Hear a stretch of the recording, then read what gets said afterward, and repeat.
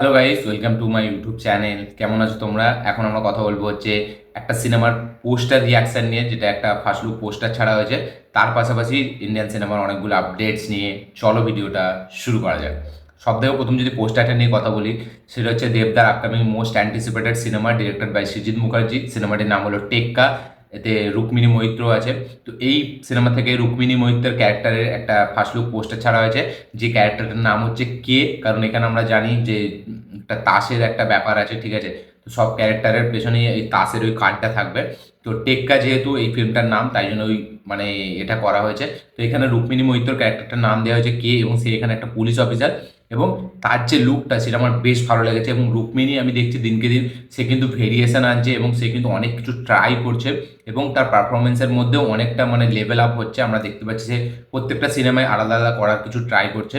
এবং যেহেতু রুক্মিণী মৈত্র খুব একটা ভালো অ্যাক্ট্রেস, ঠিক আছে, মানে সে এমন নয় যে তাকে দেখে মনে হবে না যে সে একটা বাংলা মানে বাংলা সিনেমার অ্যাক্ট্রেস। তাকে দেখে মনে হয় সে ওয়ার্ল্ড ওয়াইড সব রকম কাজ করার জন্যই তৈরি। এবং তার ফিজিক্সটাও সেরকম, এবং তাকে যদি আপনি দেখেন, সে কিন্তু কোনো অংশে বলিউডের কোনো নায়িকার থেকে কম না, ঠিক আছে? এবং সে বলা যায় মানে সব ধরনের ইন্ডাস্ট্রিতে সে ফিট বসবে, সে এরকমই তার ক্যারেক্টারটা। এবার রুক্মিণী মৈত্র বুমেরাঙে সে ন্যাড়া হলো, ঠিক আছে। এবার এইখানে সে দেখতে পাচ্ছি আমরা এই পোস্টারটায়, তার ছোট ছোট চুল, সে বন্দুক নিয়ে আছে, চশমা পরে একটা পুলিশ অফিসার যেরকম ভাইব, যেরকম আমরা সচরাচর আমরা বলিউড ফিল্মে দেখি, আমরা সাউথের ফিল্মে দেখি। সাউথের বেশি ফিল্মে পুলিশ অফিসার চরিত্র করে অ্যাক্ট্রেসরা। তো এইখানেও সেরকম, কিন্তু এখানে সে খুব স্টাইলাইজ, ঠিক আছে। এবার তার ক্যারেক্টারটার নাম কে, এবার সেটা কেন কে রাখা হয়েছে সেটা দেখার জন্য সিনেমাটি দেখতে হবে। পোস্টারটা আমার বেশ ইন্টারেস্টিং, বেশ হেভি লেগেছে। কারণ এখানে টেক্কা যেহেতু সৃজিত মুখার্জির ফিল্ম, সে খুব ভালোভাবে মানে প্রত্যেকটা ক্যারেক্টারকে সাজাবে। এবং থ্রিলার ফিল্ম এই ফিল্মটা আমরা দেখতে পাচ্ছি। পোস্টারে যখন এই টেক্কার যখন ওই এডিটিংয়ের এটা আসলো, ফাইনাল যে এডিটিং কার্ডটা, সেটা যখন একটা দেব সোশ্যাল মিডিয়ায় পোস্টার দিল, সেখানে আমরা দেখতে পাচ্ছিলাম দেব একটা বাচ্চা মেয়েকে নিয়ে হাতে একটা বন্দুক নিয়ে দৌড়াচ্ছে। তো বেসিক্যালি এটা একটা হস্টেজ থ্রিলার হতে চলেছে।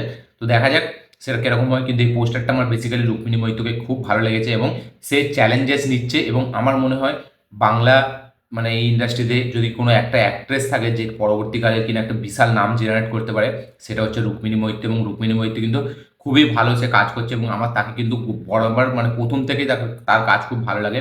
ফিল্ম খারাপ হতে পারে, ঠিক আছে, ফিল্মের ডিরেক্টর তার জন্য খারাপ হতে পারে, ফিল্মের অ্যাক্ট্রেসদের জন্য খারাপ হতে পারে, কিন্তু রুক্মিণী মৈত্রর পারফরমেন্স কিন্তু আমার সবসময় বেশ ভালো লাগে। তো ওভারঅল এই পোস্টারটা আমার বেশ ভালো লেগেছে, বেশ ইন্টারেস্টিং লেগেছে, বেশ দেখার একটা আলাদা এক্সাইটমেন্ট জায়গায় এই পোস্টারটা। দেখা যাক টিজারটি মানে কবে আসে। টিজারটি মানে এডিটিং স্টাইল পুরোপুরি কমপ্লিট, ঠিক আছে, মানে এডিট করে রাখা আছে। এবার দেখা যাক টিজারটি কবে ছাড়ে। দেবের অলরেডি মানে খাদান যে হিসাবে ট্রেন্ডিংয়ে আছে এবং যে হিসাবে রেসপন্স জেনারেট করেছে, সেটা দুর্দান্ত। দেখা যাক টেক্কা যেহেতু পুজোতে আসছে খুব এক মাস পরে, তো সেই সিনেমা নিয়ে কতটা হাইপ জেনারেট হয় টিজারটি আসার পর, এটা দেখবার মতো বিষয় হবে। দেখা যাক কি হয়। এখন যদি আমরা নেক্সট আপডেটগুলো নিয়ে কথা বলি, তো প্রথম যেটা আপডেট সেটা হচ্ছে থালাপতি বিজয়ের গোড সিনেমাটিকে নিয়ে। তো গোড সিনেমাটি টোটাল মানে বাইরে নর্থ ইন্ডিয়াতে 500 থেকে বেশি হাজার স্ক্রিনে মানে দেওয়া হবে, এটা রিলিজ দেওয়া হবে, এরকমই মেকার্সদের প্ল্যান যে হাজার স্ক্রিনে এটা হিন্দিতে রিলিজ হতে চলেছে। দেখা যাক মানে থালাপতি বিজয়ের এই ফিল্মটা মানে কতটা রেসপন্স জেনারেট করতে পারে। লিও যেটা কিন্তু না একটা ভালো কালেকশন করছিল, কিন্তু যেহেতু সেরকমভাবে প্রমোশনে আসেনি, বিজয়ের ফিল্ম হিন্দিতে সেরকমভাবে প্রমোশন করা হয়নি, এবং সে কোনো ফিল্মই তার সেরকম প্রমোশন দিয়ে আসে না, তাই জন্য মানে কালেকশন করলেও সেরকম লেভেলের কালেকশন করতে পারে না যেরকম বিজয়ের স্টারডম। তো এই সিনেমাটি শোনা যাচ্ছে হিন্দিতে মানে হাজার স্ক্রিনে রিলিজ করা হবে।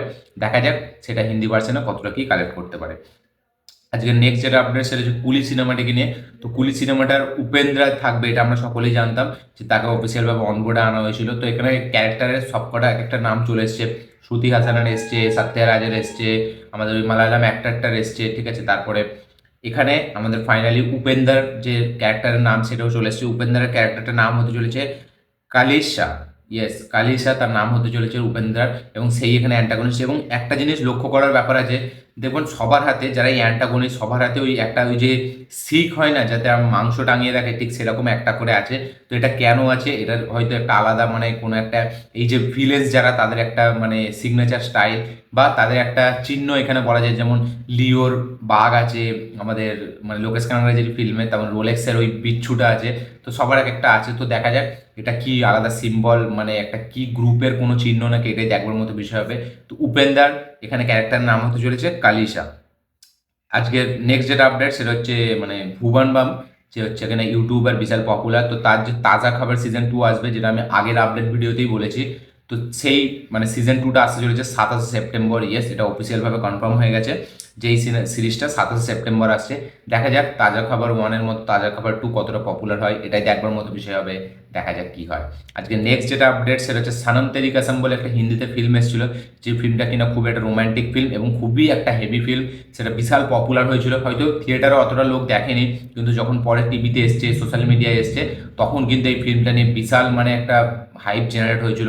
এই ফিল্মটার এখনও প্রচুর ক্লিপ ঘুরে বেড়ায়, ঠিক আছে, কিছু স্টেটাস হলে এই ফিল্মটা দেওয়া হয়। তো এই ফিল্মটা খুবই মানে দর্শককে টানতে খুবই সক্ষম হয়েছিল, সেটা হয়তো থিয়েটারে না কিন্তু টিভিতে খুবই সক্ষম হয়েছিল। তো এই ফিল্মটার সিকুয়েল আসতে চলেছে, যেটা নাম হতে চলেছে জানাম তেরি কসম। ইয়েস, সেটা সানাম তেরি কসম ছিল, এটা জানাম তেরি কসম ছিল। তো এটা এই মুভির টাইটেল। এবং এই সিনেমার যে কাস্টিং সেটা কিন্তু মানে পুরোনো কাস্টিংটা থাকবে না, নতুন করে কাস্ট করা হবে। এবার কে ডিরেক্ট করবে এটাই দেখবার মতো বিষয় হবে, ঠিক আছে। এবার পুরোনো কাস্টিংয়ে যারা পারফরমেন্স দিয়েছিল তারা কিন্তু বেশ ভালো দিয়েছিল। নতুন কাকে আমরা এই সিনেমায় দেখতে পাই এটাই দেখবার মতো বিষয় হবে, কে ডিরেক্ট করে এটাও দেখবার মতো বিষয় হবে। দেখা যাক কী হয়। আজকে নেক্সট যেটা আপডেট সেটা হচ্ছে আমাদের কাঙ্গুবা থেকে। তো সূর্যা একটা ইভেন্টে জানিয়েছে যে অফিসিয়ালভাবে যে কাঙ্গুবা পোস্টপন হচ্ছে। ইয়েস, কাঙ্গুবা সিনেমাটি 10 তারিখ আসবে না, ভেটটাইনের সাথে ক্ল্যাশ হবে না। দেখা যাক এর নতুন রিলিজ ডেট কোনটা হয়, যেরকম অনুমান করা যাচ্ছে 14 নভেম্বর, যেরকম আমি বলেছিলাম সেই ডেটটা হতে পারে। এবং একটা 31শে নভেম্বর 31শে অক্টোবর একটা ডেট শোনা গিয়েছিল, কিন্তু বেসিক যে একটা ডেট উঠে আসছে যেটা ইনসাইডার তরফ থেকেও, সেটা হচ্ছে 14ই নভেম্বর। তো দেখা যাক কাঙ্গুবার অফিসিয়াল মানে রিলিজ ডেট কবে জানানো হয়। আজকে নেক্সট যেটা আপডেট সেটা হচ্ছে রাজা সাহেব, প্রভাসের আপকামিং সিনেমা রাজা সাহেব। তো এর যে প্রডিউসার, ঠিক আছে, বিশ্বপ্রসাদ, মানে হচ্ছে পিপল মিডিয়া ফ্যাক্টরি। তো সে এই ফিল্মের বাজেট জানিয়েছে, যেটা সব কিছু মিলিয়ে 400 কোটি টাকা। ইয়েস, 400 কোটি রুপি এই সিনেমার বাজেট।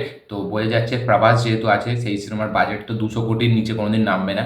দেখা যাক, এটা একটা হরর কমেডি ফিল্ম, এই ফিল্মটা দিয়ে প্রভাস কতটা কি কালেকশন আনতে পারে বক্স অফিসে, এটা দেখবার মতো বিষয় হবে। দেখা যাক কি হয়। আজকে নেক্সট যেটা আপডেট সেটা হচ্ছে পুষ্পা 2 থেকে। তো দাদার পুষ্পা 2 আসছে, ঠিক আছে, সেটা নিয়ে আমি দেখতে পাচ্ছি মাঝখানে একটু শান্ত হয়ে গেছে, কিন্তু যখন চাকবে তখন সোশ্যাল মিডিয়া পুরো ঝড় হবে।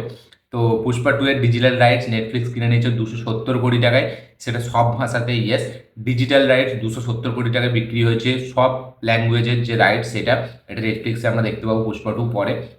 এবং এই সিনেমার সব কিছু মিলিয়ে যে রাইটস, ঠিক আছে, ডিজিটাল রাইটস আছে 275, আচ্ছা মিউজিক রাইটস আছে 65, নর্থের হিন্দি থিয়েটারিক্যাল রাইটস আছে 200 কোটি, এবং টোটাল এই সিনেমার যে রাইটস সেটা হচ্ছে বিক্রি হয়েছে 540 কোটি টাকা, যেটা কিনা ইন্ডিয়ান সিনেমার ক্ষেত্রে all time record price. Yes, 540 কোটি টাকা, digital right 270, music right 65, north right 200 কোটি টাকা, এবং টোটাল রাইটস সব কিছু মিলিয়ে 540 কোটি টাকা। বোঝা যাচ্ছে পুষ্পা 2 এর হাইপ কোন লেভেলে আছে, যখন আসবে সব ফাটিয়ে দেবে। দেখা যাক 6 তারিখের জন্য বিশাল এক্সাইটেড, কবে টিজার টেলার আছে এটাই দেখবার মতো বিষয় হবে। আজকে নেক্সট যেটা আপডেট সেটা হচ্ছে তুফানকে নিয়ে, শাকিব খানের রিলিজ হওয়া all time industry hit blockbuster cinema Toofan. তো এই সিনেমাটি সেপ্টেম্বরে ওটিটিতে আসবে, আমি বলেইছিলাম আমার আপডেট ভিডিওতে। তো এই সিনেমাটা যে ওটিটি প্ল্যাটফর্মে আসবে সেটা হচ্ছে আমাদের এখানে হইচইতে আসবে, এবং বাংলাদেশের চরকি প্ল্যাটফর্মে আসবে। ইয়েস, ডেট এখনও জানা যায়নি, কিন্তু চরকি আর হইচইতে আমরা তুফান দেখতে পেতে চলেছি। আমি দেখিনি, দেখার জন্য বেশ এক্সাইটেড। দেখা যাক এই সিনেমাটি কীরকম লাগে আমার। আজকে নেক্সট যেটা আপডেট সেটা হচ্ছে স্ত্রী 2 এর বক্স অফিস কালেকশন নিয়ে, যেটা শুধু পশ্চিমবঙ্গের কালেকশন।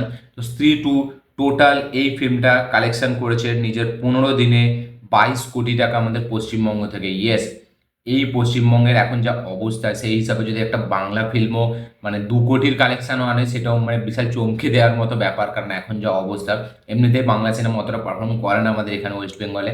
তা সত্ত্বেও দেবজিতের সিনেমা হলে 5-6 কোটি টাকা, দেবদার হলে তো 10 কোটিও পাড়িয়ে যায় মাঝে মাঝে, ঠিক আছে, কিন্তু বাকি সব সিনেমা 3-4 কোটিতে 5 কোটিতে সীমিত থাকে। সেইখানে এই আরজিকর কাণ্ড সময় দাঁড়িয়েও স্ত্রী 2 22 কোটি টাকার কালেকশন করেছে। তার মানে বোঝা যাচ্ছে আমাদের এখানে কলকাতায় কিন্তু অডিয়েন্স কম নেই, খালি ভালো ফিল্মের তাদেরকে অফার করতে হবে। তো এবং হিন্দি ফিল্ম একটু বেশি অফার করে ওয়েস্ট বেঙ্গলের মানে এরা অডিয়েন্সরা, আমি জানি। তো স্ত্রী 2 15 দিনে টোটাল কালেকশন করেছে পশ্চিমবঙ্গ থেকে 22 কোটি টাকা। আজকে নেক্সট যেটা আপডেট সেটা হচ্ছে পাগলু 3কে নিয়ে। ইয়েস, সুরিন্দর ফিল্মসের ব্যানারে দেব আর কোয়েলকে নিয়ে পাগলু 3 বানানোর প্ল্যান করছে সুরিন্দর ফিল্মস। দেখা যাক পাগলু 2 এর যেহেতু 12 বছর পূর্ণ হলো, সেই হিসাবে সুরিন্দর ফিল্মস পাগলু 3 আনবে, এরকম নাকি আপডেট উঠে এসছে, ঠিক আছে। তো দেখা যাক পাগলু 3 যখন আসবে মানে এখন যতটা না খাদানকে নিয়ে মানে হাইপ আছে তার থেকে দ্বিগুণ আপডেট মানে দ্বিগুণ হাইপ থাকবে পাগলু 3-কে নিয়ে। কারণ সেই নস্টালজিয়া ফিলিংস ঠিক আছে, সেই ভাইবস একটা দেবদার ঠিক আছে ম্যাজিক যে ক্রিয়েট করেছিল তখনকার সময়, সেই সিনেমার কোনো সিকুয়েল আসা মানে যেরকম জিদ্দার বস 3 আসলে মানে সেরকম আসবে ঠিক আছে, ঠিক সেরকমই একটা আমাদের এইখানে পাগলু 3 আসলেও একটা সেরকম হবে। তো দেখা যাক পাগলু 3 এর জন্য আমাদের কতদিন ওয়েট করতে হয়। আজকে নেক্সট যেটা আপডেট সেটা হচ্ছে থালাপতি বিজয়ের ফিল্ম গোটকে নিয়ে।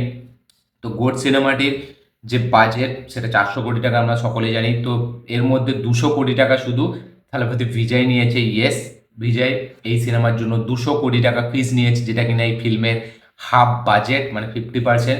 এবং এই 200 কোটি টাকা নেওয়ার ফলে সে এখন ইন্ডিয়ার 1 নম্বর স্টার হয়ে গেছে, যে কিনা 200 কোটি টাকা রেমুনেশনে কাজ করছে। তো বোঝা যাচ্ছে তার মানে স্টারডামটা কোথায়, তার ক্রেজটা কোথায়। সেই সময় দাঁড়িয়ে সে এখন পলিটিক্সে মানে যোগ দিচ্ছে, এবং তার লাস্ট ফিল্ম যেটা এইচবিও ডিরেক্ট করবে তারপরে নাকি সে ফিল্ম করবে না, এরকমও গুঞ্জন উঠে এসছে। তো আমি তো সবসময় চাই না থালাপতি বিজয় যেন সারা জীবন রয়ে যায় ফিল্মে। তো দেখা যাক সেটা পরবর্তীকালে কি হয়। তো গোট সিনেমাটা থেকে সে একা ফিস নিয়েছে 200 কোটি টাকা, যেটা কিনা ইন্ডিয়ার হায়েস্ট পেড অ্যাক্টার। দেখা যাক এই ফিল্মটা কতটা এই বাজেটটা রিকভার করতে পারে, এবং বিজয় এই ফিল্মটা দিয়ে কতটা বড় কামব্যাক করতে পারে, এটা দেখার মতো বিষয় হবে। তার কামব্যাকের দরকার হয় না যদিও, ঠিক আছে, তার খারাপ ফিল্মও 200, 250, 300 কোটি কামিয়ে নেয় সালমান খানের মতো। তো দেখা যাক এই ফিল্মটা কিরকম কি চলে। তো এই ছিল আজকে টোটাল আপডেটস, ইন্ডিয়ান আপডেট, তার পাশাপাশি পোস্টার রিয়াকশন, তার পাশাপাশি স্ত্রী 2 এর box office collection West Bengal থেকে। আপনাদের কি বক্তব্য, আপনাদের কি মতামত, কতটা কি এক্সাইটেড আপনারা এই আপডেটগুলো নিয়ে অবশ্যই কমেন্টে জানাবেন। আমার এই ভিডিওটি ভালো লাগে থাকলে লাইক শেয়ার কমেন্ট করে দিন। চ্যানেলটিতে নতুন হলে চ্যানেলটিকে সাবস্ক্রাইব করুন, বেল আইকনটি প্রেস করতে ভুলবেন না। দেখা হচ্ছে পরের ভিডিওতে, ততক্ষণের জন্য বাই।